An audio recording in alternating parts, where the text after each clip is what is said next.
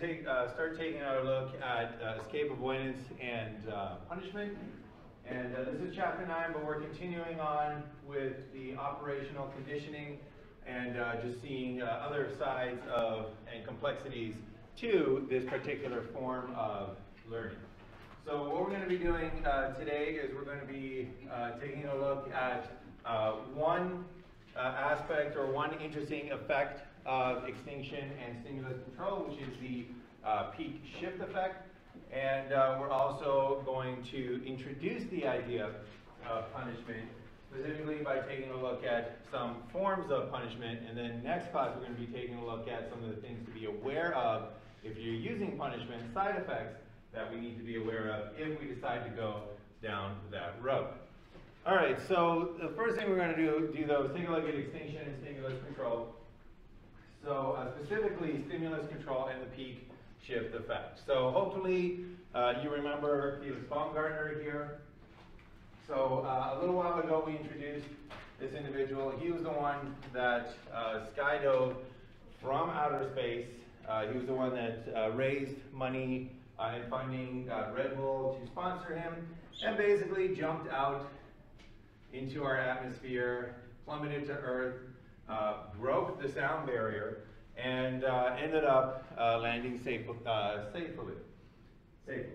So anyways, the question here that we're going to ask and we're going to try to answer now is, why did he ever want to jump from outer space? So why would he even want to do that? And especially important is this question, considering he had never done it before. So it's one thing to understand why somebody would want to do a behavior if they have been reinforced for that particular behavior. So when we were looking at Harry and his self-abusive behavior, it became a lot easier to understand his self-abuse when we understood that he was negatively reinforced for using his self-abuse. So he was negatively reinforced for self-abuse. So when he wanted to self-abuse, it was easy to understand. He's been rewarded before, reinforced. Of course, he's going to want to do that particular behavior. But Felix Baumgartner was the first person to ever skydive from outer space. And yet he really wanted to skydive from outer space. So we're going to take a look at why would that stimulus, that signal of, hey, here's outer space, why would that be something that he would find particularly attractive? Why would that be something that he would actively try to approach? And speaking of things that we actively try to approach, speaking of things that we find attractive, we're also going to take a look at physical attraction. So once again, this is an example of things that people find attractive. Notice that word there, attractive, things that people actively try to get near. And one of the kind of questions to answer is that very few people have ever been reinforced for some of the physical features that our society finds particularly attractive. So just statistically, abs like this do not occur very often. And just statistically, just looking at the numbers, most of us do not have reinforced behaviors with these particular abs. All right, so Ryan Reynolds here has a body that most of us have not been reinforced for engaging with. Ryan Gosling, also same thing. You know, so I just like to point out both of those guys are from Canada, my home country. It's one of our main exports. Hot guy named Ryan. But anyways, these types of bodies we find attractive, but we haven't been reinforced for interacting with them, mostly because we haven't interacted with them. And if you don't believe me, go to the beach this summer and just count how many people pass by that look like this. And also count how many people pass by that look like this. So the question is, why do people find these particular types of physical stimuli attractive, even if they have never been reinforced for interacting with these stimuli, for the simple point that they're extremely, extremely rare? So we're going to answer those questions today. Why is it that people are attracted to certain behaviors even though they have never been reinforced for interacting with those behaviors, maybe even if they have never encountered those particular behaviors at all? So that's what we're going to be taking a look at today, and we're going to answer that with a look at the peak shift effect.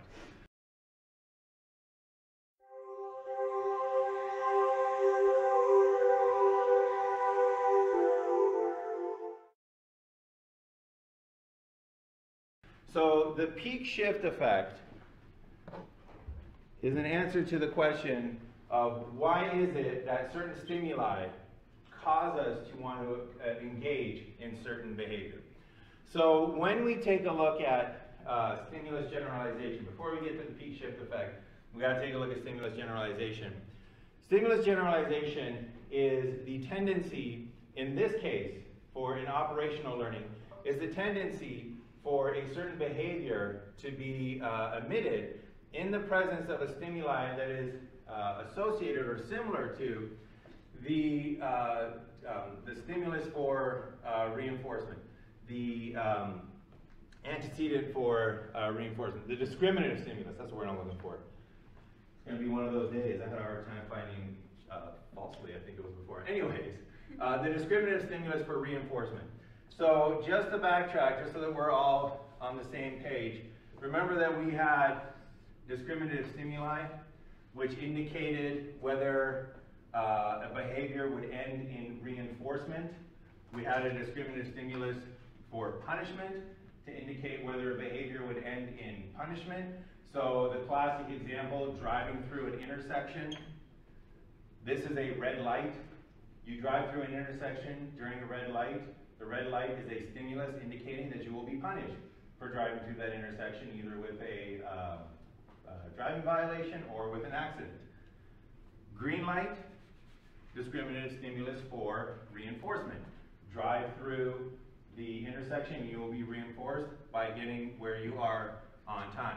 So this discriminative stimulus for reinforcement, followed by the behavior, by the operant behavior, that then causes the reinforcer. So that's what we're looking at. What is that effect of that discriminative stimulus for reinforcement? So what we find, much like in classical conditioning, is that if you train an organism on a discriminative stimulus for reinforcement, the behavior that is reinforced while that discriminative stimulus is there will have the highest response. So when you have that discriminative stimulus, the behavior that was trained to that discriminative stimulus will have the highest amount of response. So if the discriminative stimulus was this tone here, this 2000 hertz tone,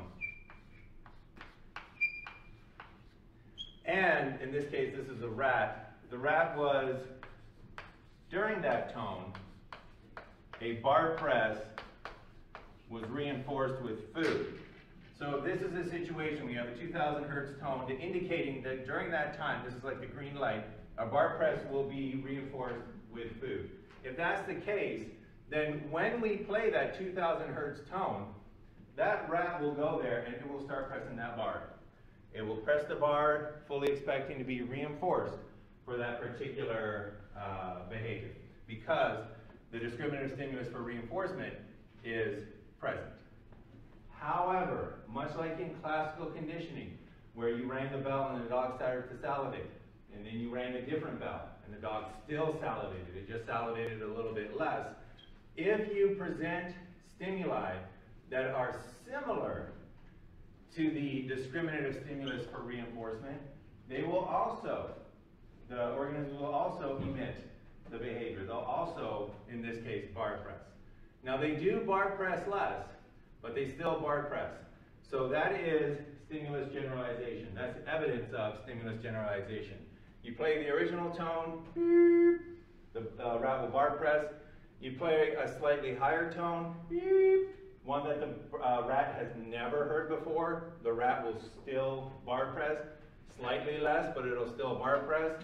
And then the further away from that original discriminative stimulus for reinforcement you get, so for instance a really low tone, the rat will still bar press, the behavior will still occur, however the rat will bar press less. So in this case, this is our stimulus generalization curve. And so far, this is your classic example of you train an organism to perform a response during a certain tone.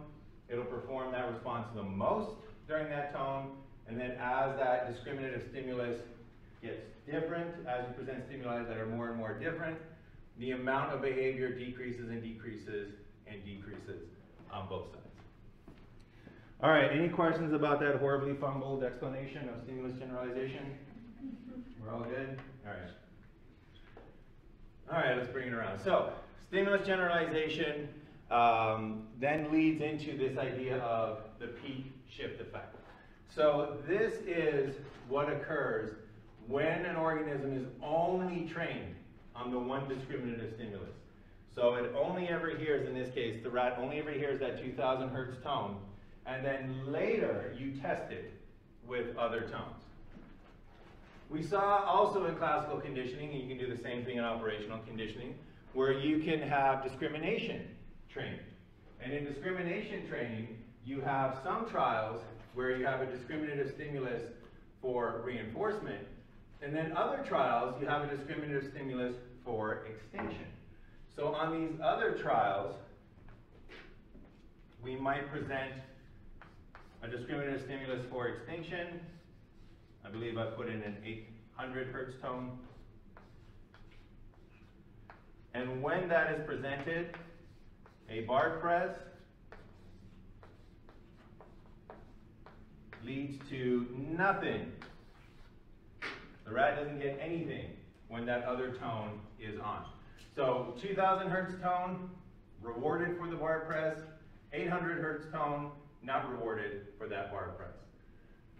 So once again, just so you can have it up here with the actual symbols as well. Discriminative stimulus for reinforcement. Lever press is reinforced with food, that is a reinforcer.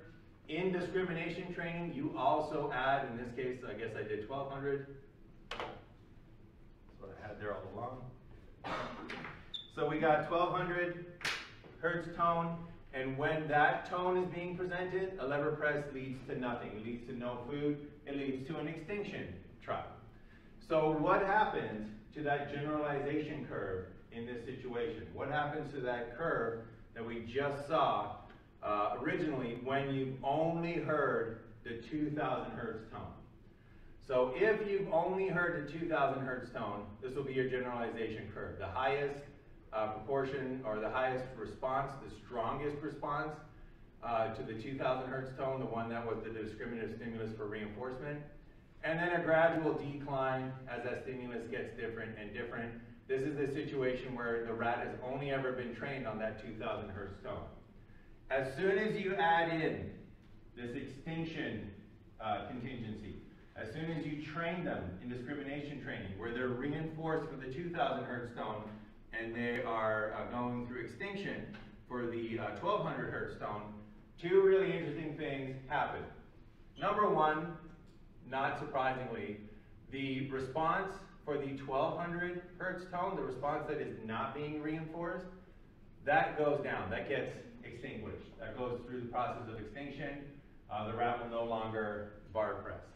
However, the strange thing that happens is because of this pulling down of the response at the 1200 hertz tone, the discriminative stimulus for extinction, the tone that was originally trained as the discriminative stimulus for reinforcement no longer elicits the highest response from the rat.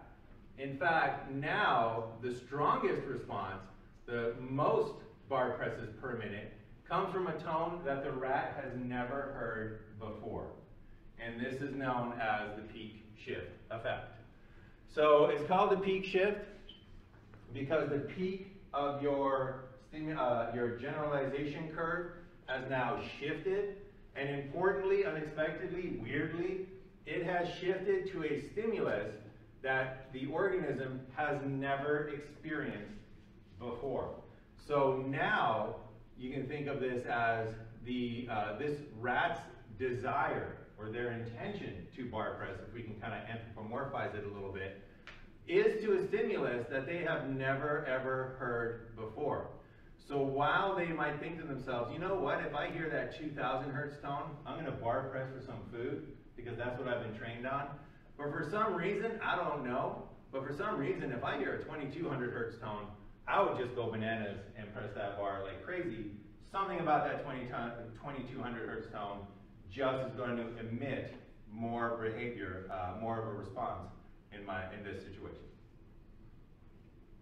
So again, this is a peak shift, and it occurs once again because we've gone through extinction on this particular discriminative stimulus. That pulls that stimulus down and shifts the curve in the opposite direction. So now the highest peak is not at the stimulus that was originally trained, and that is the weirdness of the peak shift effect. All right. Any questions about that? Make sense so far? All right, let's take a look at Felix. So the peak shift effect, this shift of your generalization gradient away from the stimulus for extinction, beyond the stimulus for reinforcement, to a stimulus that has never before been presented, that is further removed from that particular extinction stimulus.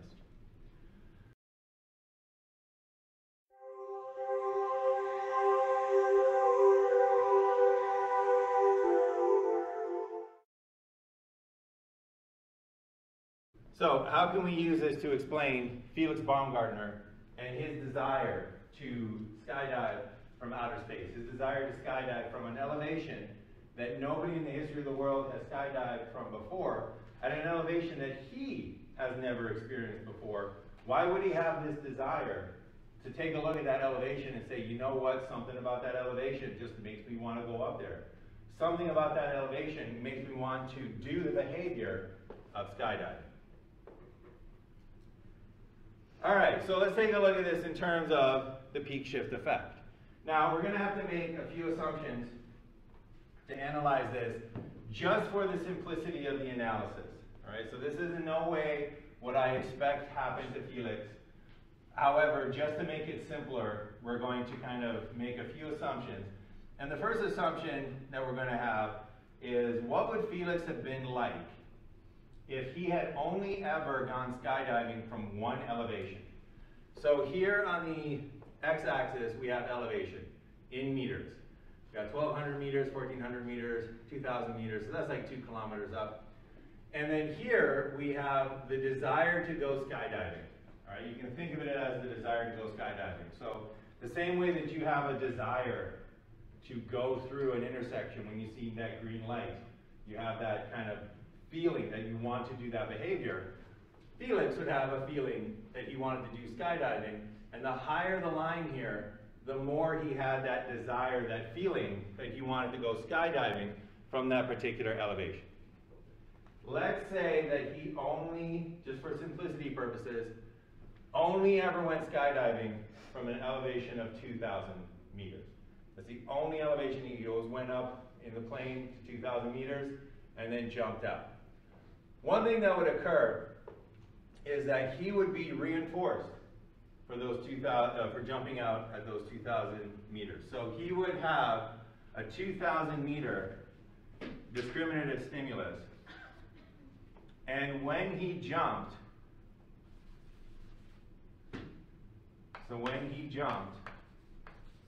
he would be reinforced, and he would be reinforced with excitement.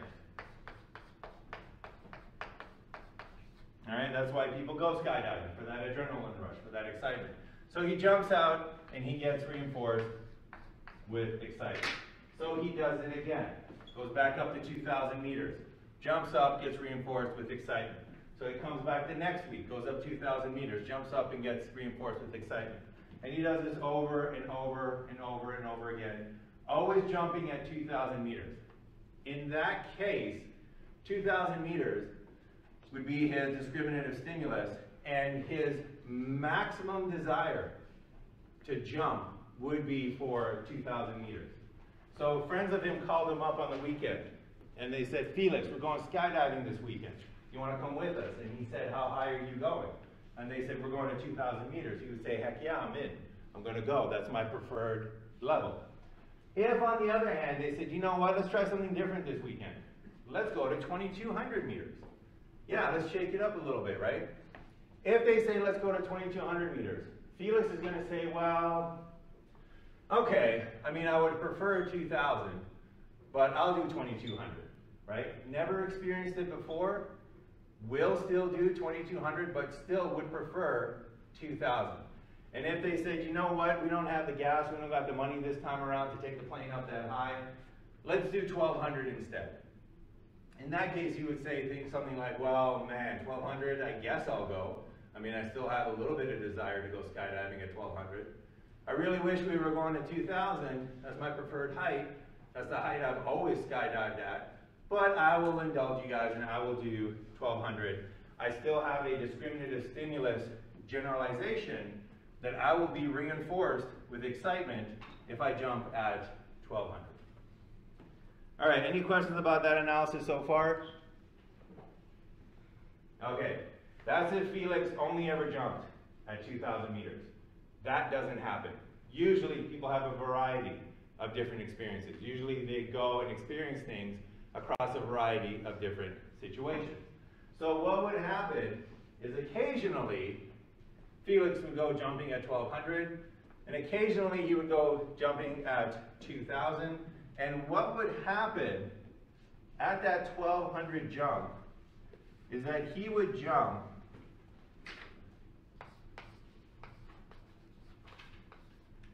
and he would not get excitement. It would be too low. It would be too boring. It would be like going on one of those kiddie roller coasters after, you're an adult. It's like, well, it's just not that fun. It's not that exciting. I remember I took my nephew to Canada's Wonderland. It's the amusement park that we have up in Toronto. And they had this amusement ride that was literally, you just sit in a thing that looks like a rocket ship, and you went around in a circle at about that speed. And for me, that was a discriminative stimulus for no reinforcement. I was not having a good time. I was glad I was with him, but the ride was not enjoyable. For him, it was a discriminative stimulus for reinforcement. He literally said "we" the first time that we went around. And I know it's a discriminative stimulus for reinforcement because it increased his probability that he would do that behavior in the future. Because when I told him that we had to exit the ride because our turn was over, and the ride operator came by and said, there's no line, you guys can stay as long as you want, we did. Not as long as I wanted, as long as he wanted. But anyways, analogy. Felix Baumgartner jumps out at 1,200, right? Jumps out of the plane and he's like, I guess I'll pull my chute. It's the most boring day ever. 1,200 jump, no excitement. 2,000 jump, woohoo, excitement, adrenaline rush. 1,200 jump, no excitement. Let's say that that's what's occurring, much like my ride on that, my experience on that ride, not reinforcing. If this is the situation where he's jumping from 2,000 meters, having a great time, jumping from 1,200 meters, not being reinforced, that 1,200 meters becomes a discriminative stimulus for extinction. And what happens is that his desire, or the probability of his behavior of jumping out of 1,200 meters, that goes down to 0. So after a few jumps at 1,200 where he has no fun whatsoever, Felix, next time his friends phone him up, they're going to say, hey, do you want to go skydiving? And he's like, what height? And they're going to say 1,200, and he's going to say, no, thank you. There's nothing there for me. I don't enjoy it. I'm going to pass it up. I'm down to 0 in terms of how much I'm going to do that behavior. So then if they say, well, what do you want to go? How high do you want to go now? Because this 1,200 has gone through extinction, his preference now, his generalization curve has been shifted. So if they were to say, all right, instead of 1,200, what height do you want to go at? Now he would say, you know what, I usually do 2,000. That's my height that I usually go with. But for now, for some reason, I don't know why, I'm feeling 2,200. Let's take it up to 2,200. That's my preferred level of elevation. That is my new peak for my discrimination stimulus for reinforcement. So his preference has now peaked to want to jump at 2200, even though he has never jumped from 2200 previously. Does that analysis make sense? Okay, so now his new peak is 2200. But we know that he's not just going to skydive from 2200 for the rest of his life. His friends are going to call him up. He's going to have other opportunities. And they're going to say, hey, how about we go to 1600? How about that? He's going to jump out at 1600 and he's going to not have a good time. He's going to jump out. It's going to be boring. He's going to be falling 1600 meters. He's going to say, why did I get out of bed? And his desire for 1600 is going to go through extinction because it's not being reinforced. And that's going to dive down. If he experiences 1800, again, if it's not reinforcing, if it's not exciting, that's going to dive down. And then what's going to happen is that his new peak is now going to become, once again, not his preferred, and a new peak that's even further away from these extinction areas is now going to become his new preference. So if he skydives at 1400 and 1600 and has a boring time, now all of a sudden 2400 is going to be his new favorite, even though he's never skydived from that level before. And then we go through the new process where now 2600 becomes his new favorite. And then we go through the new process where he's bored with lower elevations, and now 2800 becomes a new favorite. 3000 becomes a new favorite. And eventually they're going to phone him up and they're going to say, hey, Felix, we're going skydiving. You get to pick the elevation. What do you want to try? And he's going to say, you know what? Outer space kind of feels right for me. And they're going to say, you've never skydove from outer space. Skydiving? Skydive? I don't know what the... You never went skydiving from outer space, but the desire is going to be there. It's going to elicit that skydiving behavior the most because of this peak shift phenomenon. So his desire to go skydiving from outer space can be explained by the fact that he had boring times at low elevations, and that pushed his preferred high elevation, that pushed that discriminative stimulus for reinforcement further and further away from those low elevations until eventually he was skydiving from outer space. All right, any questions about that? All right.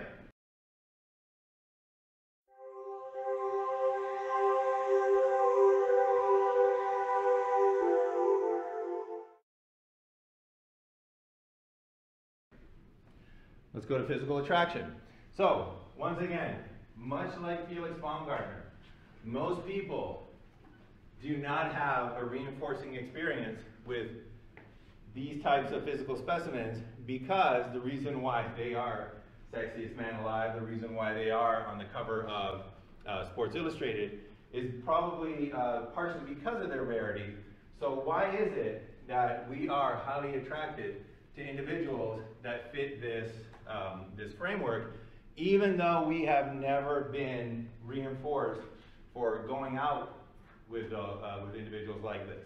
So before we begin this analysis, we are going to have to take a callous look at part of what dating is all about. So what dating is all about is basically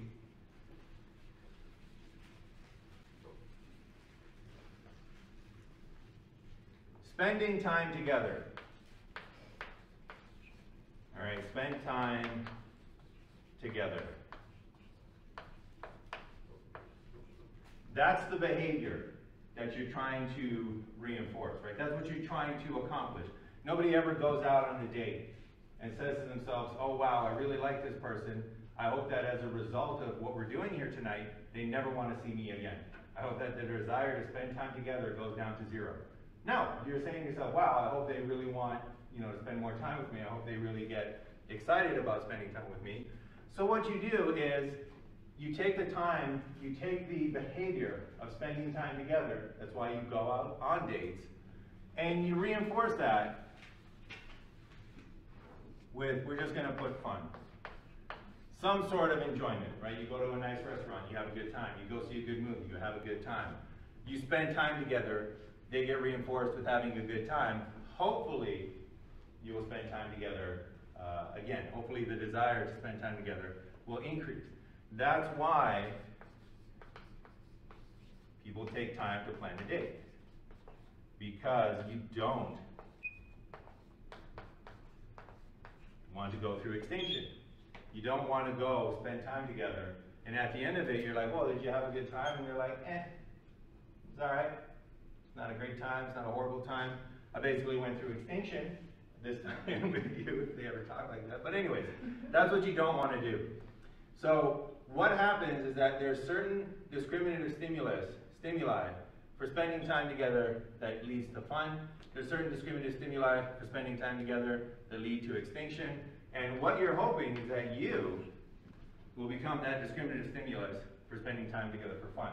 So that when they think about you, they'll be like, oh yeah, I'm thinking about, so-and-so. Well, you know what? I want to see them. That discriminative stimulus leads to emit that behavior of spending time together because I'm being reinforced for that particular behavior.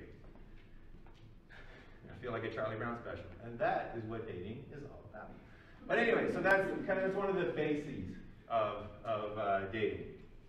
So what else happens? Well, in addition to you, there are other things that are discriminative stimulus for reinforcement, and these are other things that are about you, right? Characteristics that you might have, right? Or if you're dating somebody else, characteristics that they might have.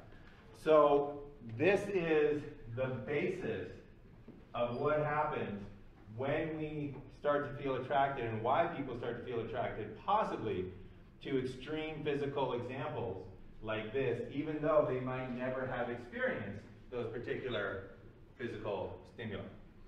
So, how do we analyze this? Well, we're going to once again take a look at discrimination training, once again take a look at the peak shift effect. So, we're going to have a rating scale here, and I'm just going to call this hotness. So, this is basically, and I'm doing this to make it general, this is whatever a person might find attractive in another person. And the reason that I'm just calling it hotness is because people differ on this scale. Some people like tall individuals, right? The taller the better, right? Tall, dark, and handsome. That's one of the things that we have. Some people don't want somebody that's too tall. Some people like muscular individuals. Some people think people get, they're too muscular. Some people like lots of makeup. Some people hate makeup, right? So whatever it is that we'll make it personal, that you particularly enjoy, this is more of it, and this is less of it over here. And then here we have approach behavior. So you can think of this in terms of why would you ever be attracted to somebody for a physical trait to begin with, right? Why would you ever approach somebody? Why would you be at a party and take a look across the room at somebody and say, you know what? I'm going to go talk to that individual because I want to get to know them better. Maybe we'll go out. Maybe I'll get it, get a number or something. Anyways, so that's approach behavior. The higher the bar or the higher the line, the more likely you are to go and engage, go and approach somebody. Literally, you find that person more attractive, right? So think about that word, attractive. It literally means that person attracts you. To say that I find that person attractive means that I literally, like a planet in the solar system, want to get closer to that person. It's kind of like gravity. All right. So we got the setup. Whatever trait you particularly find attractive, whatever physical trait you find attractive, there's probably a certain amount of it that you find the most attractive, right? So when people say, oh, I really like a tall individual, right? Tall, dark, and handsome. Nobody's picturing in their mind a 9-foot, huge individual. They're thinking of a certain level of tallness. So that's what we start off right here. And let's say, once again, for educational purposes, that you are the most shallow person in the world, and you will only date people right there, right? So we'll make it height-wise. Let's say that your preferred level is 6 feet tall, and somebody comes to you and says, "Ooh, I just met this new person. I want to introduce you to them. I think you guys would really hit it off." And you're like, "How tall are they?" And they're like, "Oh, they're 6'1", and you're like, "Pass, hard pass, no thank you." It's like, "Oh, I know this other person. Oh, really? How tall are they? 5'10", hard pass. Oh, I know this third person. What's their height? 6 feet tall? Oh, yes. All right. Let's say that that's your super shallow lifestyle. In that case, you would go out, spend time together, you would have fun, and then that level of hotness, that 2,000 for height, becomes a discriminative stimulus for reinforcement. So let's say that this is the first time you're dating and you're super shallow, you're only going out with people that are 6 feet tall. After a certain number of dates, you would have fun with people that are 6 feet tall. What's going to happen then is later on, when you're asked about that person that's 6 feet 2, when your friend says, oh, you know, I know this new person, I think you guys would be great together. I know it didn't work out with your previous 6 foot tall partner there, but I know this person that's 6 foot 2. At this point, because of the generalization curve, you would say, all right, you know what, 6 foot 2, I'll give him a chance. Right? I'll go out with them. I would prefer it if they were 2 inches shorter, but 6 foot 2, okay. And if they said something like, well, I know this other person, they're 5 foot 6, how about then? You'd be like, well, 5 foot 6, okay, not my preferred, much lower attraction, much lower desire, for example, to go out on a date, but you're still willing, right? It's not a deal breaker. You're still willing to go out with that particular individual. That's what would occur if you only ever went out with individuals that were 6 feet tall. We don't do that. We go out with a variety. Hopefully we go out with a variety of individuals. So what happens? Well, just because of random occurrences, right? Just because of some dates are going to be good, some dates are going to be bad, you might go out with that 5 foot 6 individual and you might have a horrible time, right? 5 foot 6, we'll put that at as the 1200 level of hotness. You spend time together and for whatever reason you just don't have a good time, right? It didn't work out. In that case, what's going to happen is that 5 foot 6 is going to become a discriminative stimulus for extinction. And the next time that you see somebody who's 5 foot 6, you are not going to have any desire to go out with them. If you see somebody at a party and you're like, oh, who's that over there? Oh, what are they, 5 foot 6? Hard pass, no thank you. Because I have previously not had good times with people that were 5 foot 6. However, because of the peak shift phenomenon, even though you only ever dated people that were 6 feet tall, now that you've had that horrible experience with somebody who's 5 foot 6, your preference for a height will now shift to a new height that you have never experienced before, and that's going to be now 6 foot 2. So now all of a sudden, even though you would never give people 6 foot 2 a chance before, now all of a sudden they seem attractive to you. And you might say to yourself, you know what, I don't know what it is about that person, I've never noticed them before. I used to think they were too tall, but now they just kind of look tall enough, 6 foot 2, right where it should be. And if it just happens by chance, or maybe, you know, by the lifestyle that you choose, maybe there's certain things that you can't do with shorter individuals, you know, the rides at the fair or something, I don't know. But if for whatever reason you date a few short individuals and you don't have a good time with those short individuals, what's going to happen is that your preference is going to shift to taller and taller and taller individuals. And you will not have to experience or get reinforced for spending time together with those tall individuals before they become a discriminative stimulus that makes you want to spend time with those taller individuals. And this is part of, not the entire story, but this is part of the reason why we find extreme examples of physical characteristics oftentimes to be attractive. This is why usually the people on the cover of magazines do not look like your everyday person on the cover of magazines. Even your everyday person on the cover of magazines, even when they're doing one of those articles where they're like, oh, this is your everyday typical, you know, runway fashion model beauty, they're still the upper echelons of that mold that they're fitting into.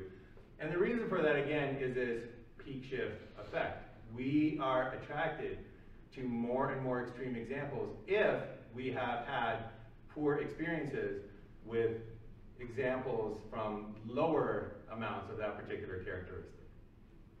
So again, this works for any physical trait that we might find attractive. So for example, muscularity. How muscular do you like a particular individual to be? Most people have some preferred amount, right? Most people have some, you don't want them to be too unmuscular, but you don't want them to be too massively muscular. There's a certain amount that we find attractive. And again, we don't only ever interact with that particular amount. It's only the super shallow people that are like, well, what body fat do they have and how much lean body mass do they have? Because I have this little box that I need my people to fit into. If that's the case, then this would be our discrimination curve. However, we typically have a wide variety of different people that we date. And again, if you have poor experiences with people that are lower in muscularity, if you take them rock climbing, for example, and it just turns out that they can't even do a pull-up, so you have a poor time. You got to stay at the bottom of the base camp, and everybody else is enjoying the rock climbing experience, and you're sitting there because the person you brought can't do a pull-up. That's going to be an extinction procedure.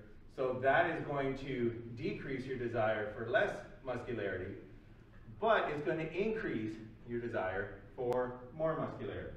And if that happens with a few other less muscular individuals, you are going to shift more and more and more towards higher muscular individuals. So for example, Hafthor Bjornsson, all right, that is his wife, okay? Proportionally, that's his daughter, right? But that is his wife. This guy he won the world's strongest man at one point. That's him on Game of Thrones. He's huge. He's 6'9". I think, just kind of looking at him, at least upper 300 pounds, probably, low 400. But at some point, she saw him and she said, okay, right? At some point she saw him and she said, yes, I will date that individual. I am somewhat attracted to them, right? Because let's face it, you need a sort of baseline level of attractiveness before somebody has a chance, right? He was here.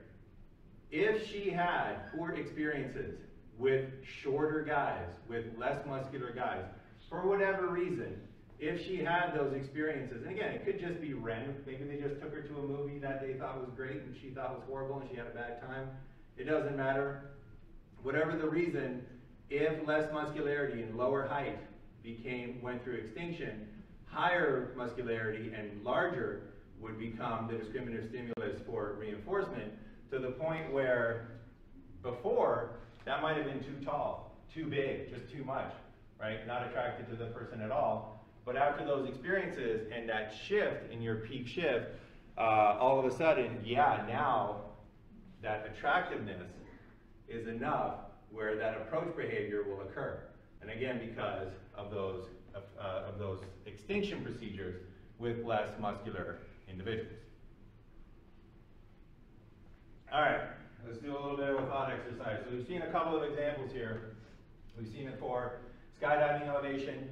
We've seen it for muscularity. We've seen it for really any sort of example of hotness.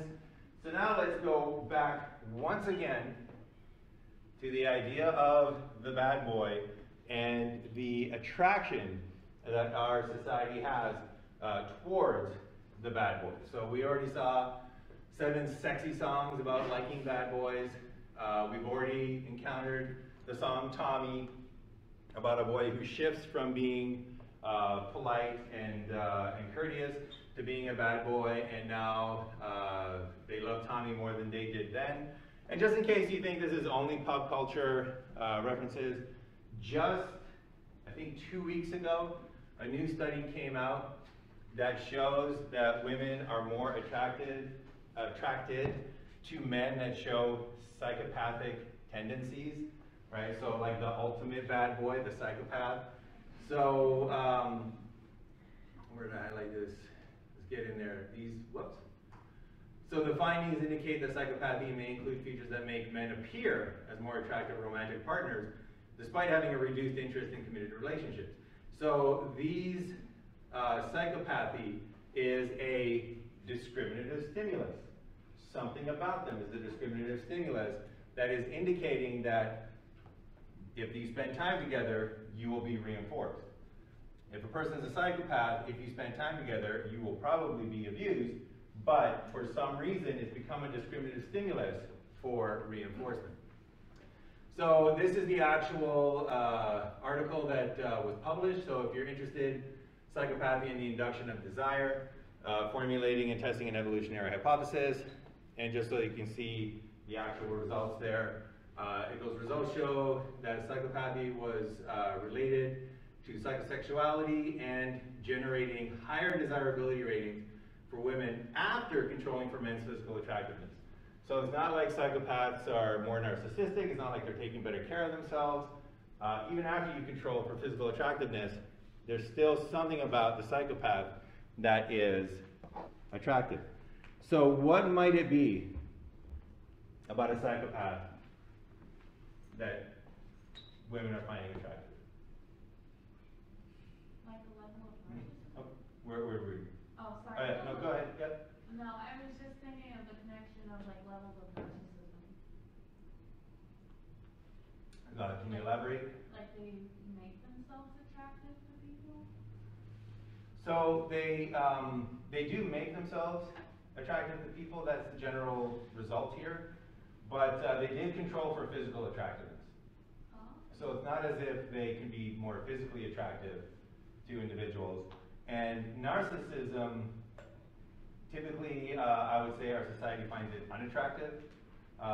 Usually, we never say that somebody is a narcissist in a good way. Right. It's typically because they have overinflated images of themselves. So, any other ideas? Yep. I was gonna say like the idea of like kind of like possessiveness, but at first it comes across as like wanting to like spend time together or something, but then it can like turn into like possessiveness, like not wanting to like wanting to just be together, just like two people, but then it turns into like you can't go out, you can't do this. Okay, so possessiveness is a possible stimulus feature. It's a possible feature of psychopaths. So let me write some of these down so I don't forget it. So we got possessiveness. I'm going to use all the S's. There we go. All right, yep. I was talking to my sister the other day, and we were just kind of talking about how the difference between like an obsessed stalker and like a really romantic guy is whether or not we're attracted to him. Okay. So like a guy, any guy that calls you 1,000 times or just shows up at your house, if you like him, it's romantic. If you don't like him, he's a creep. So we have, so this is I think more of a clue than a sort of explanation here, because once again in this study, the real interesting thing about the study is that they controlled for physical attractiveness. So if it's a physical thing that you're attracted to, then that would be factored out of this analysis. But it is a good point that a lot of behaviors that are horrible behaviors to have in a relationship are just too much of a good behavior to have in a relationship, right? So like possessiveness is a good behavior to have in a relationship up until it gets to an abusive point, right? So if you go up to your significant other and you say, oh, do you feel like we're a couple? Do you feel like we belong together? Would you miss me if I was gone? And they're like, no, what else? You wouldn't sit there going, oh, that makes me feel warm, right? You want them to be a little bit possessive. You want them to be a little bit like, no, we're together, and it's you and me, and you're mine, and I'm yours, and we have this amount of possessiveness. There's a certain level that's good. There's too much of it, though. There's too much of it in terms of I need to know exactly where you are at all points in time. And I didn't like the way that you were talking to that other person. And you're like, well, they were the checkout person, and they asked me if I wanted to pay by credit card or not. It's like, well, I don't like, you're mine, and don't forget it. Too much. So that's the kind of idea. So we got possessiveness. Yep. Confidence, like what you use to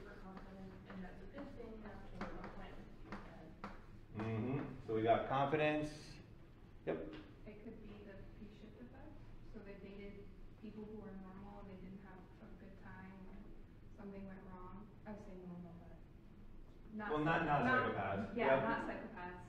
Mhm. And they had not the greatest time, so that makes them want something that's more, someone that's more psychopathic. Okay, so, yep. Like attention to detail. Attention to detail. Like usually they're very like extremely observant. And Okay, well, I'll write that because that's a little shorter. So they're observant. They have attention to detail, right? So you go out and you get your hair done, and they will notice, right? That's nice. It's nice when you go out and put in an effort and somebody notices, but it can be too much, right? If they're overly observant, if they become too, again, kind of obsessed. So all of those are potential discriminative stimuli that indicate spend time together and you'll have fun, right? All of those are discriminative stimuli for you go into a relationship and you will be reinforced. So a certain amount of possessiveness is a discriminative stimuli that is indicating that you'll be reinforced for that relationship. A certain amount of confidence, right, is a discriminative stimulus for if you hang out with a person with a certain amount of confidence, they will have, you'll be reinforced for that level of confidence. So all of those were good suggestions. I think the one that I brought up has something to do, a little bit to do with confidence, but also has another kind of example, assertiveness. But really, you can put any of these on this scale, and you can put any factor that makes a psychopath somewhere on, you can make a scale for anything. So we have assertiveness, people that are way too assertive, people that aren't assertive enough. You can put possessiveness, people who are way too possessive, people not possessive enough. You could have confidence, right? People that are way overconfident versus people that are not confident enough. Observant, way over observant, not observant enough. So any of these kind of characteristics of a psychopath, you could do this similar analysis with it. So we'll take a look at assertiveness, but basically they would all work the same. There's a certain amount of assertiveness that is like a healthy amount of assertiveness. And again, people differ on how assertive they are.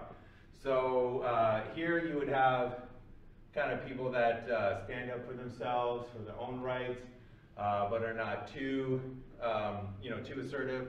Over here, you'd have people like Rocket Raccoon from Guardians of the Galaxy. So everybody saw, how many people saw the first Guardians of the Galaxy? All right, so some people know what I'm talking about. But there was this character, Rocket Raccoon, and he was trying to figure out what was legal and what wasn't. And he was saying, if I see somebody and they have something, is it fine if I murder them for it? And the guy was like, the policeman was like, no, you can't. And he goes, no, he goes, but I really want it. It's like, you're not understanding, I really want it. He's super assertive, right? He's like, hey, I'm gonna stand up for myself by taking whatever I want, and I don't care what you think. Too much, right? And then you have people that aren't very assertive, and these are the ones where, they just get walked over, they don't stand up for themselves, and it's too little assertiveness. So, once again, if you only dated people with that middle level of assertiveness, this would be your discrimination, your generalization curve. So if somebody said, you know what, somebody ever said, hey, I know this person, and he's a 2,000 on assertiveness. No, so if you ever met somebody and they were assertive this amount, you would be highly attracted to them. And if they said, hey, you want to go out sometime? You'd be like, yeah, that sounds like a great idea. I have a lot of approach behavior or willing to do approach behavior for that level of assertiveness. If you meet somebody and they're a little too assertive, right? Maybe just a little bit beyond the assertiveness that you've been reinforced for going out with. If they're a little over assertive, you might think to yourself when they ask you out, well, this person a little too pushy, a little too assertive, but I'm still willing to go out with them. I wish they were a little bit more easygoing, but I'm still willing to go out with them. And then if you met another person that was a complete pushover, you might say to yourself, wow, this person really needs assertiveness training. This person really needs to not be such a pushover, but I still have this desire for approach behavior. I still have this immediate approach behavior, so I'll still go out with this individual. When you go out with that non-assertive individual, what could occur when you're spending time together that makes it no fun whatsoever? What could occur if you are out on a date with somebody who's not very assertive and that date becomes a trial for extinction? Mm-hmm. Like if you're out on a date with a pushover and another guy hits on you, and the pushover just kind of like buries his head in his lap while the guy is flirting with you. Yeah. So you get unwanted attention from an individual in a social situation, and you kind of look to the person that you took out out with you on that date, and you're like, are you gonna say something? And they're like, no, I'm just gonna leave you to be, and that's and that would be a bad experience, right? That would be not fun. That would be an extinction trial. Anything else? Mm-hmm. I guess a smaller one would be like if you appreciate a guy ordering for you and he just wants you to order for him. You're like, no. Oh yeah, yeah. So if you're like, well, you're trying to have a conversation, and you're like, well, what do you think looks good? On this menu, what are you gonna have? And they're like, I don't know. What do you want me to have? And you're like, well, what do you mean? What do I want you to have? It's like, I'll eat whatever you want me to eat. That's fine. And think about that horrible situation if their food comes and it's wrong, and you're like, well, you're not going to enjoy that. You should send it back. And they're like, no, I'll be fine. You're like, no, you're allergic to peanuts. You told me that. You're going to go to the hospital. And they're like, no, I'm fine. I'll just eat the peanuts. I don't want to cause a scene, right? Lack of assertiveness can lead to a very poor experience. So we won't go into too many examples of that, but you can see how going out with somebody who has a certain lack of assertiveness would lead to a not fun event. So you spent time together, was not reinforced, that lack of assertiveness becomes a discriminative stimulus for extinction. What that means is that the next pushover that you meet at a social event, when they ask you out, you're going to say, no thank you. You're going to say, I'm not interested. You're not going to go out with them. You're not going to give them a chance.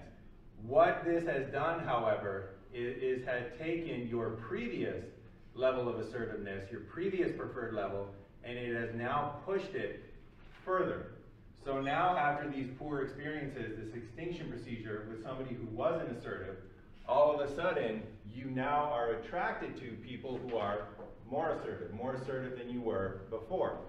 And if you continue to have poor experiences with individuals who are not assertive, what's going to happen is that your peak is going to continue to shift so that higher and higher levels of assertiveness become more and more attractive. And as much as this occurs for any of these characteristics that a psychopath might have, that's why when you see those characteristics in another individual, you might have never dated a psychopath, but you'll still find them attractive. There's still going to be something about them. You're just going to look at them and say, you know what? I've never been with a person that assertive, or that confident, or that possessive, or that observant. But there's just something about them that I find highly attractive. For some reason, I like this psychopath. I like this bad boy. And just again to let you know, just give you one more example of this. And it's a weird behavior when you think about it, but it makes total sense when you understand the kind of psychological underpinnings. So the fact that people like certain extreme things that they've never experienced is baffling until you can understand this peak shift effect.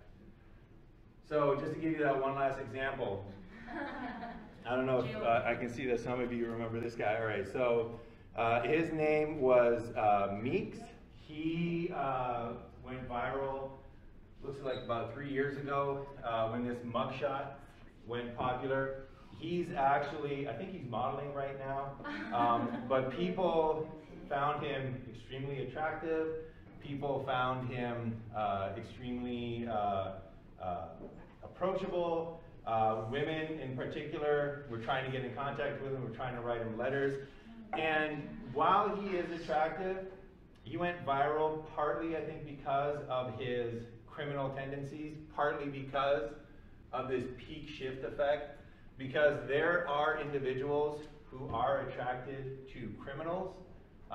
You can look up the psychology on this. Pen pals, you know, they fall in love with criminals, and people started falling in love with this guy. And just so you know, he was charged with robbery, with physical injury to a child, and he was convicted of federal charges of being a felon in possession of a firearm and grand theft. All of those things, massively assertive, right? Grand theft, possession of a firearm, right? It's highly assertive to go into a bank and say, give me all your money. But why would you ever be attracted to that much? Well, if you had poor experiences over here, it pushes your peak to more extreme and extreme situations. So when you see somebody who is clearly massively assertive, you might say to yourself, you know what, I've never dated a criminal. I've never dated somebody as violent as they are. But you know what, something about them. There's just something about that, oh yeah, that was my last point. There's just something about that individual that I find particularly attractive. All right, so the last thing I want to mention about the peak shift effect is that it goes both ways.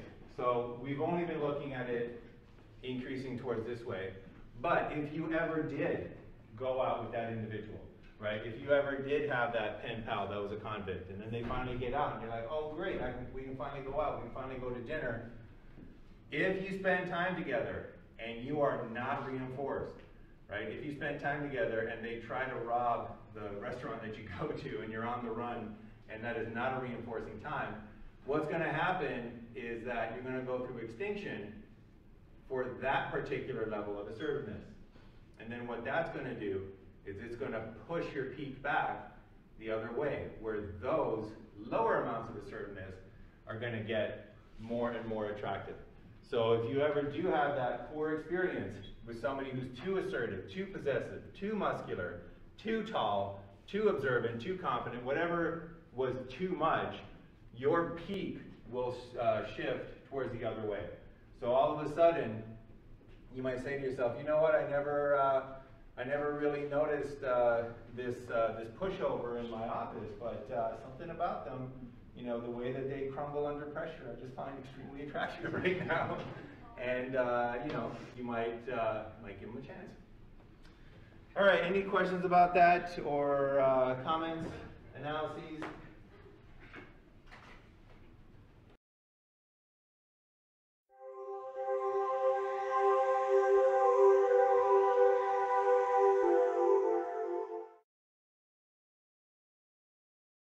All right, so what we're going to do next time is we're going to start taking a look at punishment and continue on with this look at punishment and discrimination.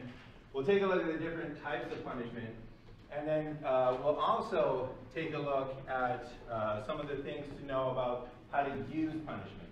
So unlike reinforcement, punishment comes with side effects that are oftentimes non-desirable side effects.